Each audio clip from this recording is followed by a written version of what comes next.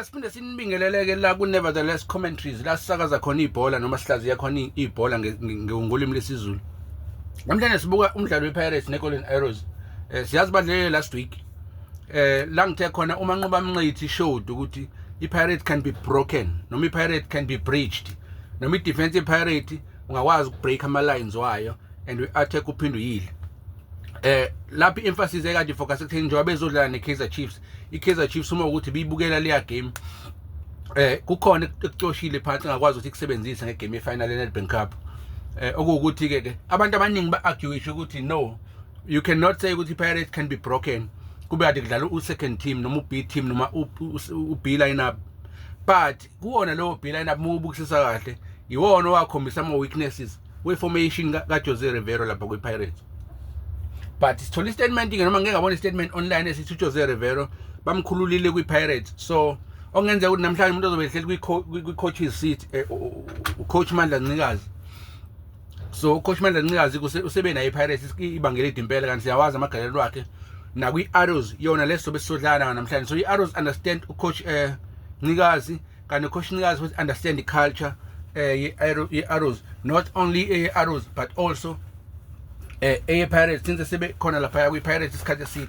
On the other hand, uma nqoba Mnqithi naye akayona ilokhunjana akalona ifumuka ukhoshi nje umkantshubovu ovuthiwe kakhulu namagalelo akhe futhi ayezwakala. So uyayazi iPirates in and out, uyamazi ucoach Mandla Ncikazi in and out as a friend, as a colleague and as a fellow coach also, and bake basebenza ndawonye kwi-Golden Arrows. So laba abantu ababili abazanayo.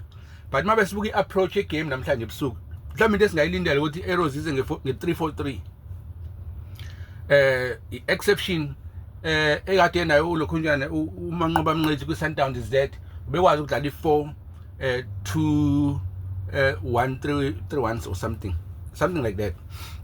Ngobe ne-exception yama-fullbacks anjenganoKhuliso Modawu no-Aubrey Modiba, and kwi-Sundowns there are a lot of players. So a pool of players with Sundowns is very strong, and the competition is very tight with our players are very talented. But kwi-Arrows ucoach Manqoba akanayo leyo privilege leyo.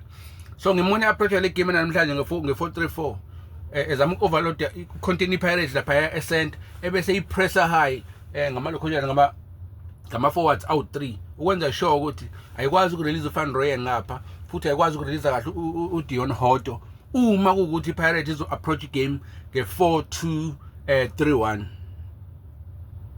okuwukuthi ibe nama defenders awu-2 e-center nama wing back awu-2 bese kuba uMakhohle Nombatha, whether uTito lapha phambi kwabo noma uDlamini, we don't know, but siyazi phambili ukuthi kuzobe uRele, uNkotha, whether uMabasa noma uNgwanasisi okanye uRadio Pan. So we do not know ukuthi approach kaMandla Ncikazi izobe injani. But uma ukuthi 4-2-3-1 then uma nqoba Mnqithi mabeza ne-3-4-3 kuzoba lula ukupressa lawa ama-wing back ePirates okuwodwa noDino van Rooyen ukuthi angakwazi ukukhuphuka easy, and then lo muntu osecenter phine i-TLB lapha noSibisi so much ukuthi udraw back ulokhunjana uMakhehleni Makhawula ukuthi azosiza ngenxa yokuthi i-high press ye-Arrows izobe ilikhuni kakhulu.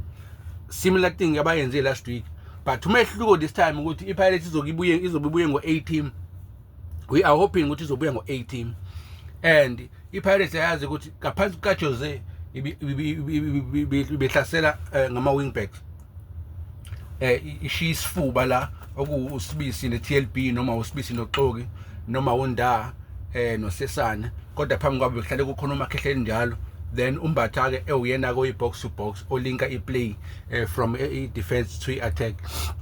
But bebe-release uDino van Rooyen siyawazi lokho, noma uHoto ngale esayidini ekhombana noMfukeng okanye uDino ekhombana noMhawunkotha on the left going forward. But ngenzeka futhi approach yePirates namhlanje change ngokuthi uMandla Ncikazi aveleze nge-3 center back okuwuSibisi, i-TLB noXoki, ebese uMakhawula emaphambi kwabo to protect leyo lokhunjana leyo ma-center back omathathu, and that will give ama-wing backs ePirates i-advantage going forward, whether udlala ngawo woyi-2 uDino van Rooyen noHoto, but bazobe bedlala as if ba amalokhunjana ba ama midfielders adlale esayidini as ama-wingers, if I may put it that way.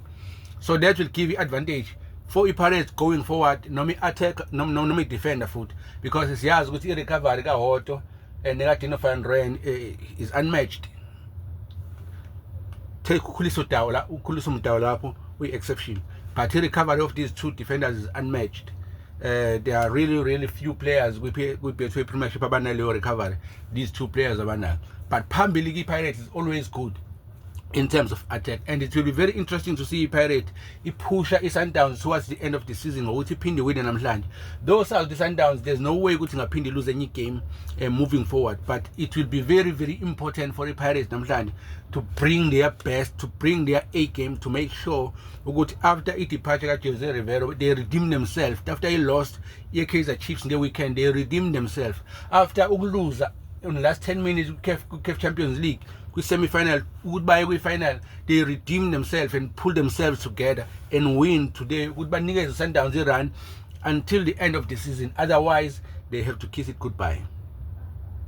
So we are hoping to see the game end kusasa namhlanje ebusuku, hayi kusasa, namhlanje ebusuku la sobona khona uMandla Ncikazi ukuthi yena azosiphathela yona nokuthi kungenzeka yini from what he will do kulama games amathathu noma u4 asele moving forward, ukuthatha i-Pirates ayibeke on the same level noma kwi-same pedestal, noma iqhubeke ngegiye elifanayo lokudlala noma ngegiye elifanayo le-form moving forward, ensure ukuthi mhlambe naye ngeqasha omunye coach ekhona, because siyazi ukuthi ucoach Mandla Ncikazi is a good coach.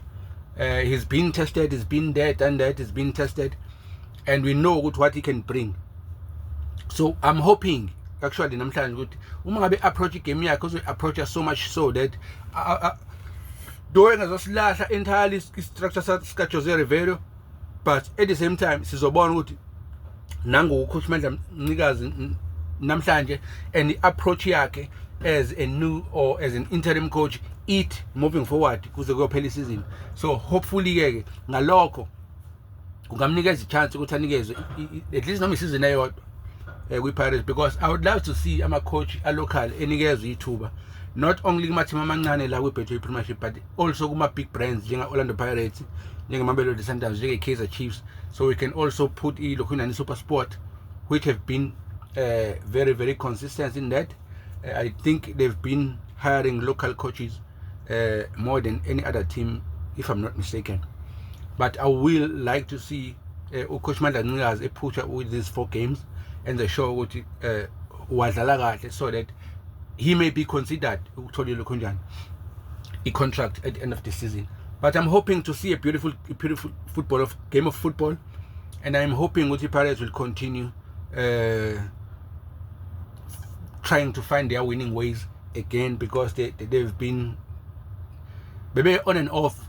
To be honest, maybe on and off ever since kwaphuma i-statement esithi Jose Rivero isizini yakhe yokugcina.